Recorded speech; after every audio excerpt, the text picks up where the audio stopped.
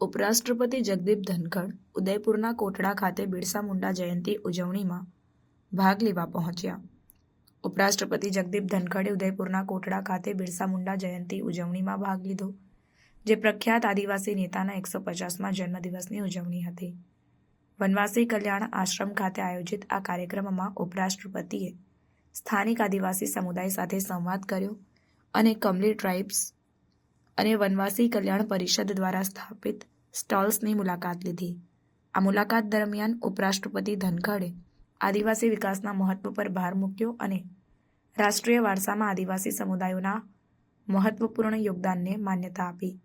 તેમણે વિવિધ આદિવાસી કલાકારો સાથે સંવાદ કર્યો અને તેમની સાંસ્કૃતિક પ્રદર્શનની પ્રશંસા કરી, જે આદિવાસી સમુદાયોની સમૃદ્ધ પરંપરાઓને ઉજાગર કરે છે.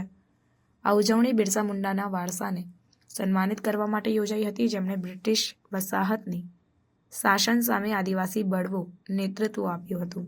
ઉપરાષ્ટ્રપતિની ભાગીદારીએ દેશભરમાં આદિવાસી વસ્તીના કલ્યાણ અને વિકાસને પ્રોત્સાહન આપવા માટે સરકારની પ્રતિબદ્ધતાને રેખાંકિત કરી.